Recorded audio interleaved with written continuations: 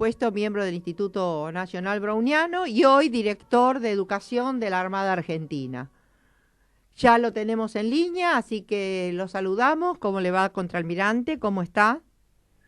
Aló, Beatriz, buenas tardes. Un saludo para Sónica y toda la audiencia y muchas gracias por esta invitación. Es un gusto tener su palabra y poder escuchar todo lo que usted sabe sobre Antártida.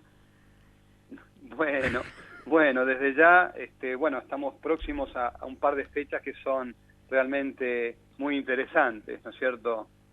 Sí, yo recién decía que el primero es el día de la provincialización.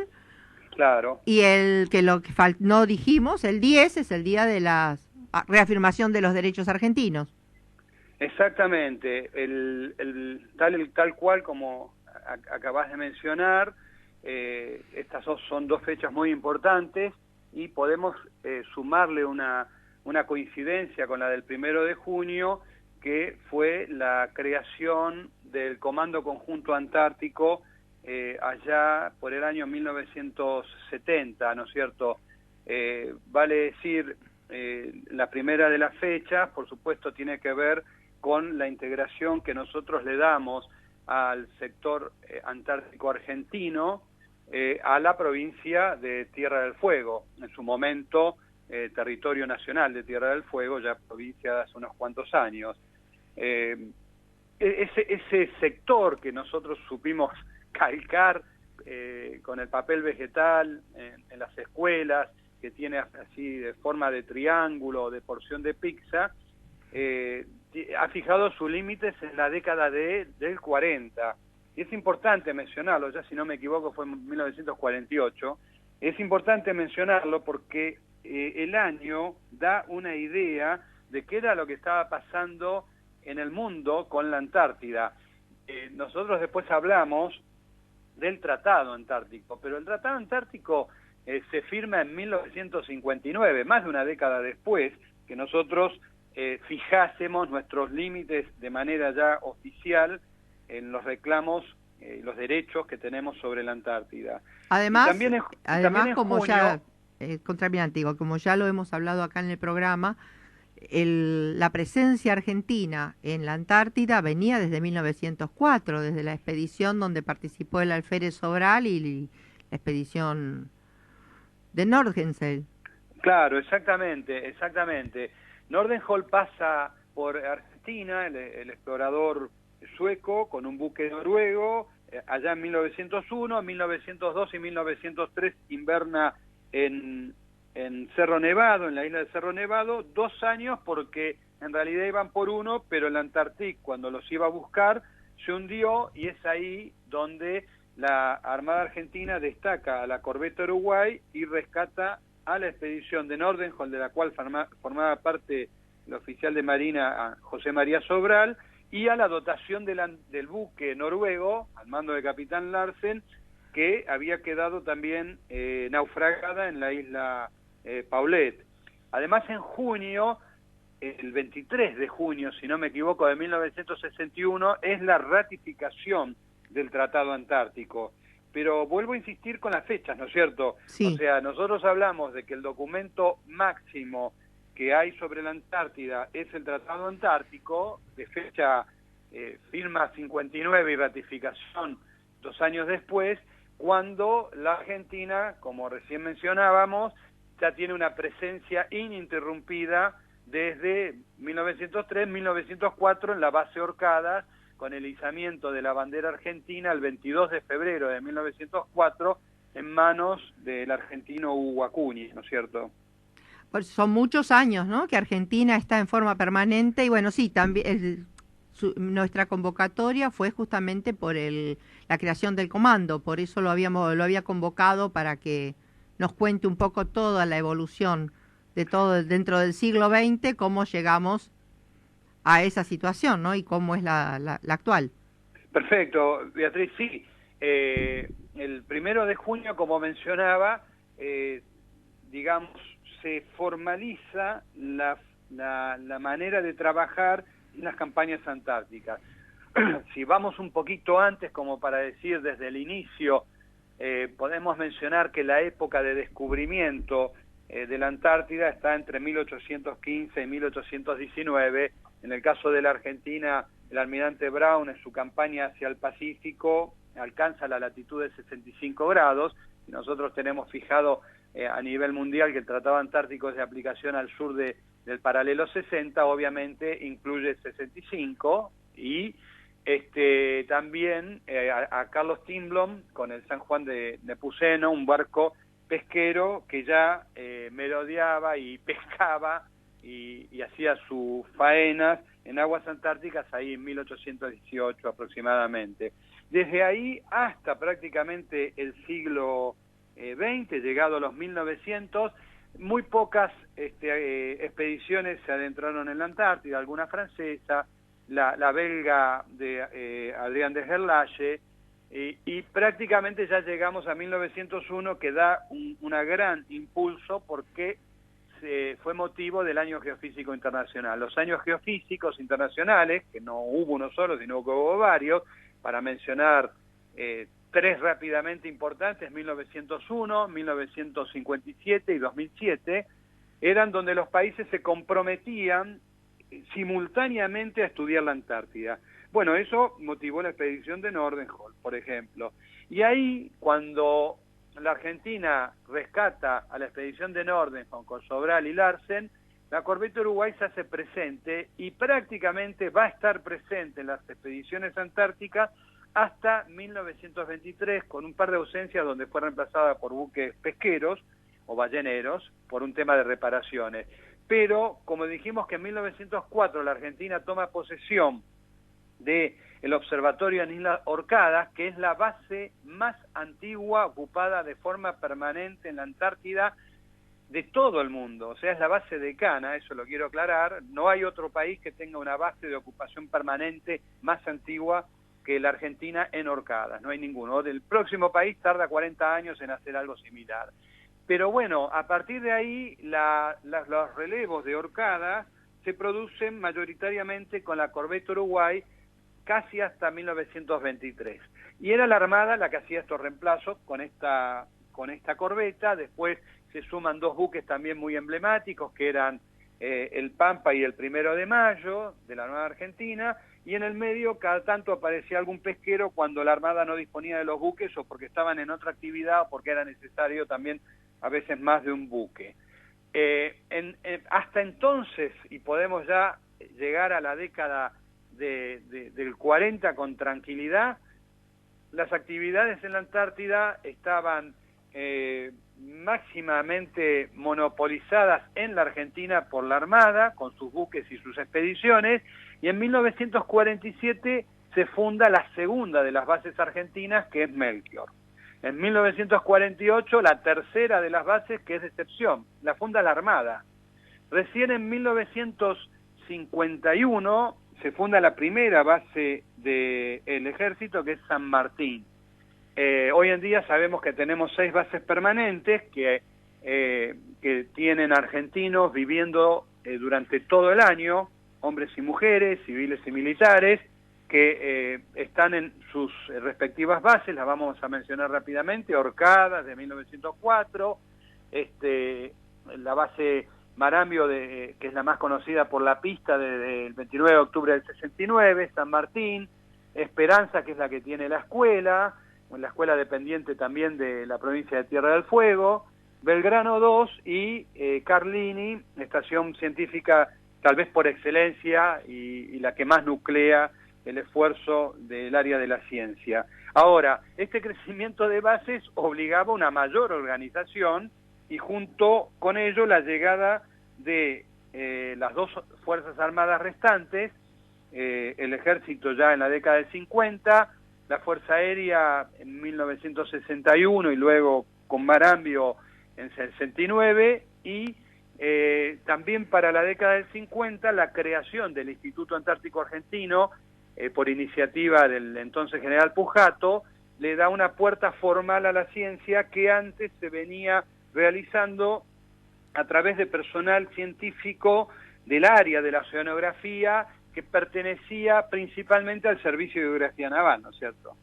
Entonces ahí ya llegamos a un requerimiento organizacional de mayor dimensión, que exigía cada vez más buques, que ponía ya en el escenario aviones. La Armada empieza a volar en la Antártida ya en la década del 40 con pequeños hidroaviones embarcados, pero luego la Fuerza Aérea suma también su poderío, primero en aviones y luego en helicópteros. El Ejército con una ocupación más territorial, digamos, con un despliegue de 3 bases, digamos, la mitad de las 6 permanentes, y bueno, y entonces ahí se decide integrar el esfuerzo antártico bajo un comando unificado. Y surge después, fijémonos que ya estamos hablando después, ya en la década del 60, de la firma de una ley que nosotros la conocemos como la Ley Antártica 18.513, para quienes nos quieran buscar, donde en el seno de esa ley ya figura la idea que se tiene que organizar un comando conjunto antártico, y que la ley dice que tiene que estar a cargo de la fuerza cuya esfuerzo sea mayor en cuanto al despliegue, y por eso habitualmente el comandante conjunto antártico es un oficial de la Marina de Guerra, porque es la que conduce las operaciones conjuntas con el despliegue de la carga en los buques de carga, rompehielos y avisos de apoyo. Eso transcurre, así como dijimos, a partir del año 1969 se firma esta ley, en el 71 está reglamentada y se crea el Comando Conjunto Antártico, tal cual con este concepto, y que va a durar prácticamente hasta el presente, con un par de intentos de modificaciones, pero que en esencia yo les puedo decir que no llegó a modificarse el concepto general, que es que las Fuerzas Armadas sean las responsables de la logística antártica de todas las bases y del apoyo a la ciencia. Bueno, contraalmirante, perdóneme, lo interrumpo un ratito, pasamos a una canción y después de la misma continuamos con esta charla, ¿le parece? Excelente, Beatriz, gracias. De nada.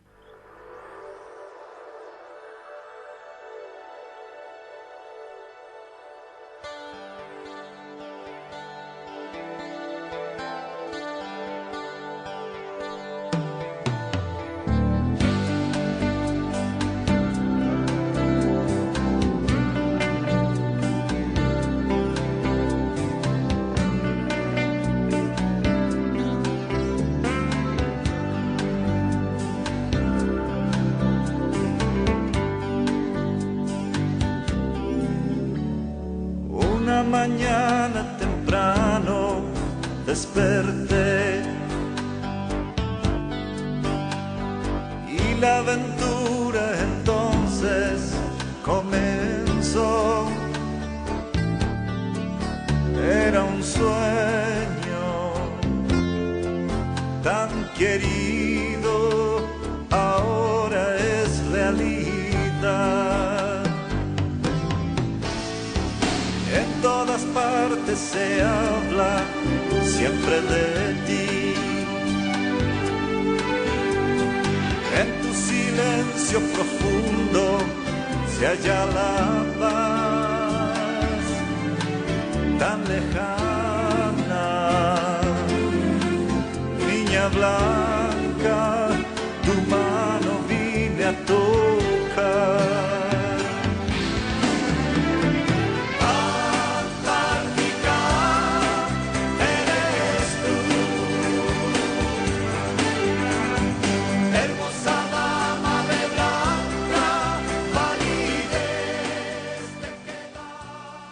GESUA Consultora. Implementación de sistemas para instituciones de salud, prepagas y obras sociales. Counseling organizacional, coaching empresarial. GESUA Consultora. 11 5008 0008. 11 5008 0008. Está escuchando Bitácora con Beatriz Sirigliano y Ezequiel Guerrero.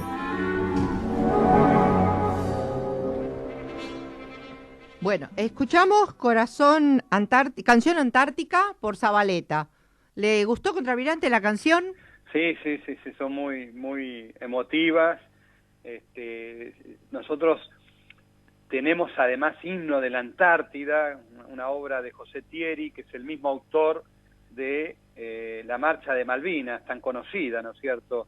Y estas canciones realmente emocionan, ¿no? Sobre todo porque cuando uno está en esas latitudes antárticas, en ese pedazo de la patria un poquito más alejado, todo lo emocional suma un valor agregado y genera una situación muy difícil de describir, ¿no es cierto? Es difícil, ¿no? O sea, la vida ahí en la Antártida, estar ese año donde casi está en la oscuridad todo el año. Sí.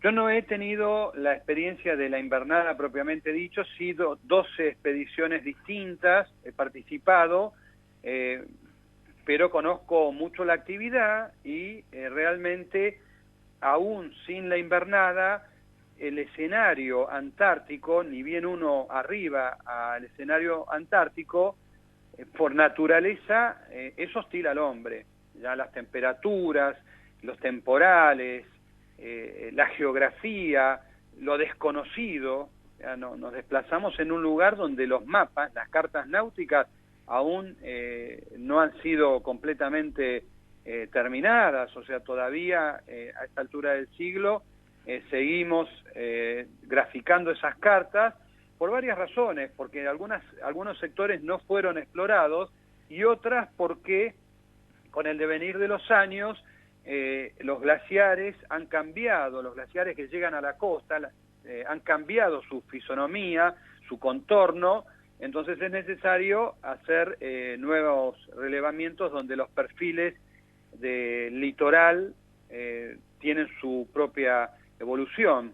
Entonces, por todo eso es muy complicado, además la distancia a la familia y el estar permanentemente en guardia, porque no hay manera de confiarse, ¿no es cierto?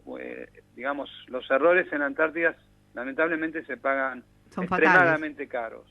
Además no hay, o sea, no hay forma de identificar el lugar, o sea, habría que conocerlo mucho, no sé, calculo, es un problema, un pensamiento mío, para poder identificarlo, porque supuestamente es un continente donde no hay diferencias geográficas.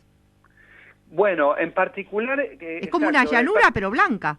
Claro, en particular la península antártica lo que tiene es cordillera y los mares sí son más de una pradera, cuando están congelados, son de una pradera más bien blanca, en particular me refiero al mar de Weddell.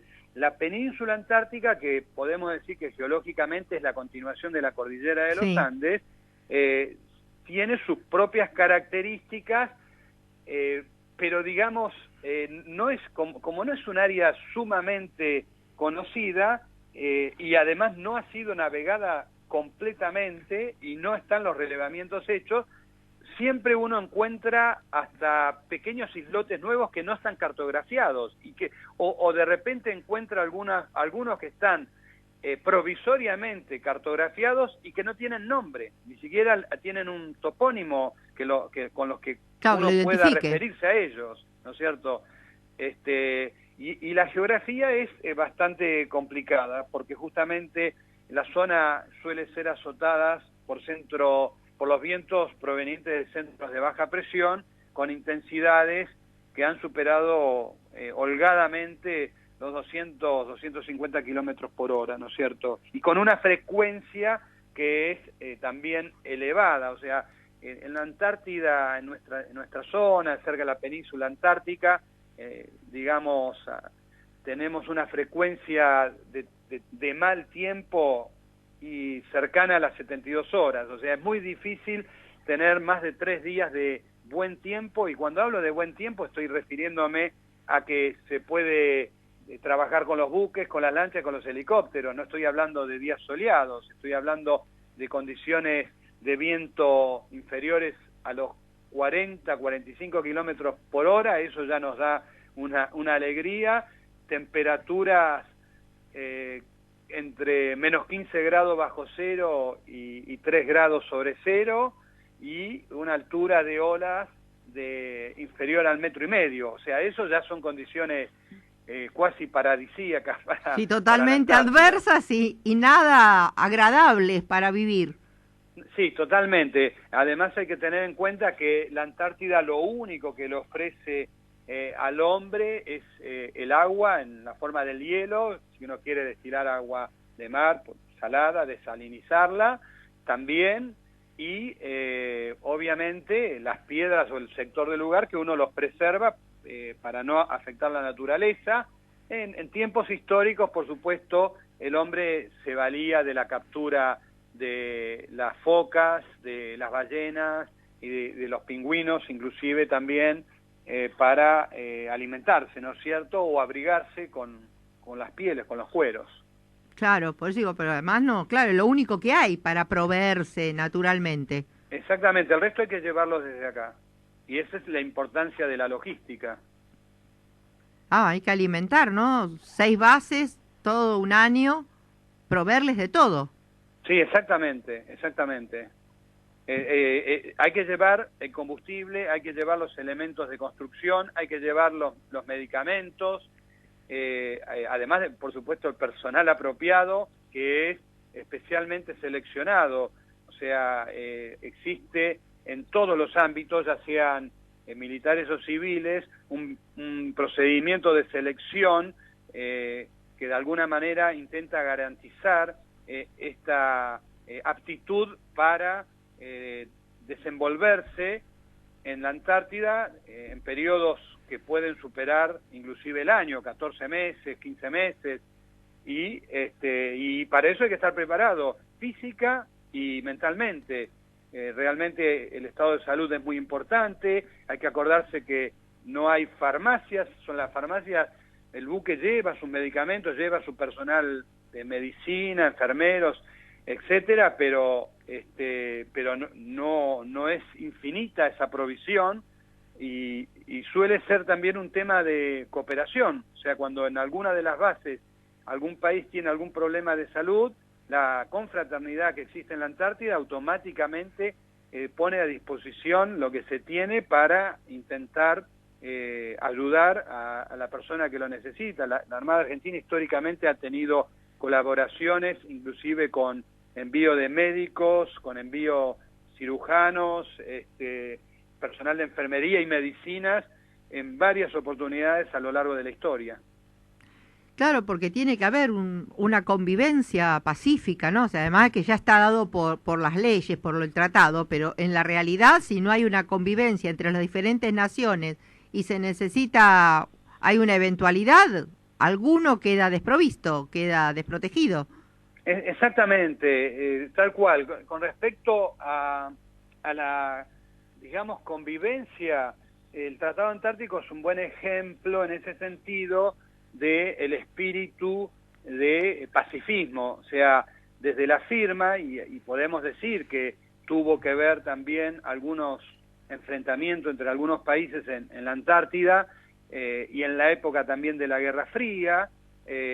Bueno, justamente lo que se procuraba era reservar el último continente, la Antártida, para la investigación científica y la no proliferación de conflictos bélicos. O sea, no llevar ni siquiera la Guerra Fría, pese al paralelismo que pueda haber con el continente, a la Antártida. Ya por naturaleza cualquier guerra sería fría. Claro, dejarla ajena a la Antártida de los conflictos de otras latitudes. Y por eso estaba prohibido, que fue una de las premisas que impulsó la Argentina, la utilización de armamento nuclear en la Antártida. Estamos hablando, para la firma del Tratado Antártico, la Argentina fue la promotora de la inclusión en su articulado, que no se pueda hacer experimentos nucleares o llevar armamento nuclear a la Antártida. Y, por supuesto, todos los demás países firmantes, los 12 países, en total contando a la Argentina, fueron 12 los países firmantes originales del Tratado Antártico, aceptaron esa moción, ¿no es cierto? Y respecto a la colaboración, puedo dar varios ejemplos de que es así. Naturalmente los antárticos nos ayudamos unos con los otros, no vemos banderas, no se ve ningún límite de separación. La confraternidad antártica es un ejemplo. Sobran realmente las muestras de preocupaciones cuando en alguna de las bases nos enteramos que hay algún accidentado y automáticamente y de forma espontánea cada país ofrece lo mejor que tiene para apoyar a esa necesidad, ¿no? Para poder hacerlo. Así como ocurrió en 1903 con la Corvette Uruguay, la Argentina participó en varios rescates o varias asistencias. Con los buques, en el 2000 quedó encerrado un buque de pasajeros, el Clipper Adventure, y con el rompehielos Almirante Irizar lo liberamos. Después, muy poquito después, el Magdalena Oldendorf, que también fue asistido por el rompehielos Almirante Irizar, y prácticamente en todas las campañas hay alguna ayuda, por lo menos aunque sea menor, o sea, no es el rescate a veces de un buque, pero sí es la asistencia a algún accidentado o algún enfermo. Una pregunta, a lo mejor seguramente me la puede responder porque usted estuvo bastante interiorizado, ¿no? Como director del Departamento de Antártida de todos estos temas. La parte de turismo que se está de repente quieren incrementarse, implementarse para la Antártida, ¿eso cómo funcionaría? Perfecto. Bueno, es un gran punto y me da pie también a ir un poquito para atrás en el aspecto histórico del turismo y además mirar cómo lo manejó la Argentina. La Argentina, como primer viaje de turismo especial, esto quiere decir especial, que estaba ya pensado para el turismo, lo realizó en 1958. ¿Y por qué fue en 1958? Porque justamente se estaba negociando el Tratado Antártico y la Argentina quería mostrar qué era la Antártida, porque si no, nadie o muy pocos conocían de qué era lo que se estaba hablando cuando se estaba negociando el Tratado Antártico. Entonces la Argentina manda un buque, el de Seclerer, buque de transporte de la Armada, con pasajeros de distinta formación académica, inclusive artística, una pintora, Julia Vigil Monteverde, por ejemplo, y periodistas y políticos, con la idea de que tomasen un poquito de conciencia. Aclaro que ese es el primer viaje de turismo, pero antes hubo, digamos, personal civil no afectada a la logística antártica que visitó la Antártida. Pero como viaje de turismo, y yendo a la pregunta, 1958 fue el primero. Bueno, contraalmirante, vamos a tener que dejar el turismo para otro día. Bueno. Porque es un tema largo, pero muy interesante, pero se nos va el tiempo. Bueno, le agradezco la nota, le agradezco toda esa información y bueno, en cualquier momento nos volvemos a comunicar para que nos siga hablando de todo este mundo antártico, que para nosotros es como tan misterioso y mágico. Gracias. Bueno, muchísimas gracias, Beatriz, y un saludo a toda la audiencia del programa de Bitácora y Sónica de la radio, y gracias otra vez por este encuentro. Muchísimas gracias. Hasta luego. Hasta luego.